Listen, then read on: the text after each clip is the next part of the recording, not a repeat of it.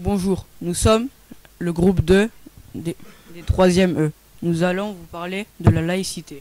Tout d'abord, la laïcité comporte 3 piliers importants: la tolérance, le prosélytisme et la liberté de conscience. La tolérance, c'est le respect de la liberté et les opinions des autres. Le prosélytisme, c'est la volonté d'imposer ses idées aux autres. Puis, la liberté de conscience, le droit de choisir librement une religion, d'en changer ou de ne pas en avoir. Depuis le 28 mars 1882, la loi Jules Ferry donne le libre choix d'avoir un jour d'enseignement religieux ou pas. Environ 20 ans plus tard, le 9 décembre 1905, c'est l'Église et l'État qui sont séparés. À présent, l'Église n'a plus aucun mot à dire sur l'État et la loi. Finalement, 100 ans après, le 15 avril 2004, les ports des signes religieux ostensibles est interdit par la loi.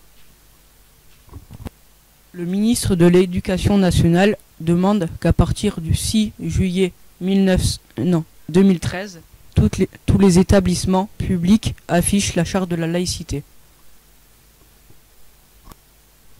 La charte de la laïcité comprend 15 articles. Elle est présente ostensiblement partout au collège. On a choisi de vous expliquer 2 articles. Le premier, c'est le 9. La laïcité implique le rejet de toutes les violences et des discriminations. Elle garantit l'égalité entre filles et garçons et repose sur une culture du respect et de la compréhension. Puis, le 5e article. La République assure dans les établissements scolaires le respect de chacun et de ses principes.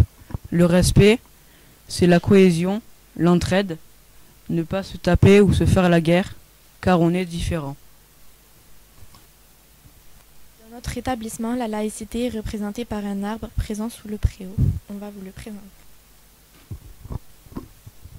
L'histoire de la laïcité se schématise avec les racines qui comportent des noms comme Victor Hugo, Jules Ferry, Jean Jaurès et Aristide Briand. Je vais vous présenter Briand. C'est un homme politique qui portera et fera voler la loi le 9 décembre. Puis Jules Ferry, un homme politique qui portera sur la loi sur l'organisation de l'enseignement primaire. Le tronc, il représente le présent. Il contient la devise républicaine des valeurs, liberté, égalité et fraternité. On y ajoute la laïcité, parce qu'elle correspond à ces valeurs-là. Ces valeurs sont fondatrices du pays et de la République.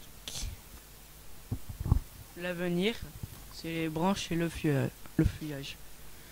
Les mains des élèves, symbole de leur engagement comme une signature. La couleur différente avec leur prénom rappelle la diversité. La cocarde tricolore rappelle la révolution de 1789 et la naissance de l'emblème national. Le bonnet phrygien rappelle la Révolution française portée par les sans-culottes pour montrer qu'ils étaient des hommes libres. Le bonnet phrygien devient un symbole de la République.